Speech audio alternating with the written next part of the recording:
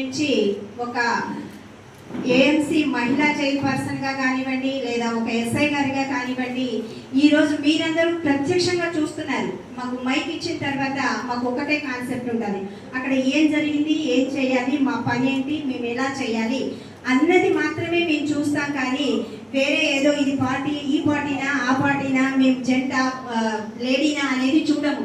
మన ఎస్ఐ గారు కూడా అదే చేశారు. ఆవిడ కూడా ఈ టైం ఈవినింగ్ టైము అది నేను ఆవిడేం చూసుకోవాలా, తన పనేంటి, తన ఒక ఎస్ఐ అంతే, అదొక్కటి మాత్రమే ఆవిడ గుర్తుంది. కాబట్టే ఈరోజు ఆ సంఘటన అలా జరిగింది. మరి వాళ్ళు తాగున్నారా ఏంటా అనేది మాకు అవసరం లేదు, ఆవిడ పని చేస్తున్నారు కాబట్టి, ఆవిడ ఎస్ఐ కాబట్టి మాత్రమే ఆవిడ అక్కడికి వెళ్ళారు. మరి అలాంటి టైంలో వాళ్ళున్న పరిస్థితుల్లో వాళ్ళు అవమానించిన విషయం అంటే అదే పురుషులైతే మరి ఇంకో రకంగా ఉండేదా అని నేను ప్రశ్నిస్తున్నా. మహిళ కాబట్టి ఇలా చేశారా? మహిళ అయినా సరే మా జోలికి వస్తే అంతు చూడాల్సిందే.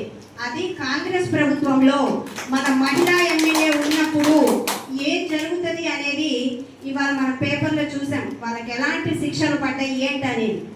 మరి బీఆర్ఎస్ ప్రభుత్వం వాళ్ళు చెప్తున్నట్టుగా దయ్యాలు వేదాలు వల్లిస్తున్నట్టుగా ఉంది వాళ్ళు మాట్లాడుతుంటే.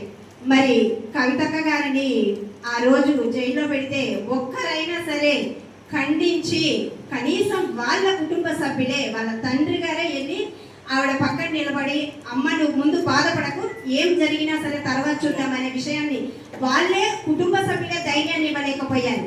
అలాంటి బీఆర్ఎస్ నాయకులు ఇవాళ మరి మన మహిళా ఎమ్మెల్యే గారిని, వారి రాష్ట్ర నాయకులైనటువంటి మట్ట దయానంద్ గారిని అనడం అనేది ఎంతవరకు సమంజసమో ఆలోచించాలి. మరి వాళ్ళ హయామాలో జూదాలు ఆడారు, పేకాటలు ఆడారు, అన్ని క్లబ్లు అన్ని రకాలుగా నిర్వహించుకొని సత్తుపల్లి నియోజకవర్గాన్ని హీనాతిహీనమైనటువంటి స్థితిలో ఉంచారు వాళ్ళు. అలా లేదు మా ప్రభుత్వంలో అని తెలియజెప్పటానికే నిన్నటి దోషులకు పడినటువంటి శిక్ష.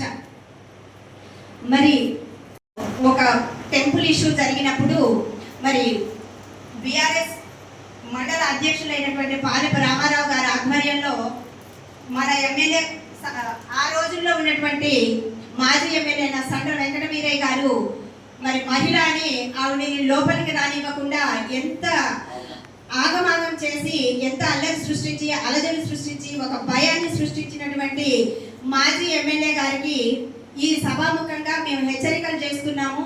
మహిళ అంటే ఏదో ఆట వస్తువుగానో ఆట బొమ్మగానో చూడకండి, మహిళని గౌరవించడం నేర్చుకోండి.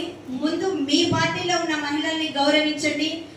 అత్యధిక అధిష్టానంలో వచ్చినటువంటి అత్యధిక సీటు గురించి కాదు, గౌరవించడంలో ఉండాలి. ఆవిడ మహిళ అయినా, సామాన్య కార్యకర్త అయినా సరే, లేదా ఒక పదవి ఇచ్చి కూర్చోబెట్టినా కూడా ముందు మహిళని గౌరవించడం నేర్చుకోవాలి.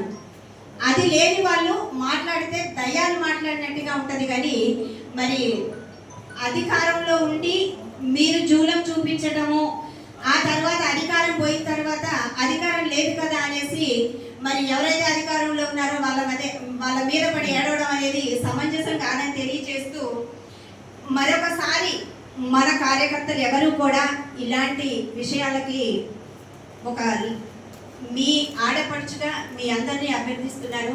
మరి మన నియోజకవర్గంలో జరిగినటువంటి ఈ చర్యని ప్రతి ఇంట్లో, అదే మన ఇంట్లో జరిగితే ఎలా ఉంటుంది అని ఎవరికి వాళ్ళు వ్యక్తిగతంగా ఆలోచించుకొని మహిళా ఎమ్మెల్యే గారికి చెడ్డ పేరు తీసుకురాకుండా ముందు మనందరం నడుచుకోవాల్సిందిగా మీ అందరినీ ఈ సభాముఖంగా కోరుతున్నాను.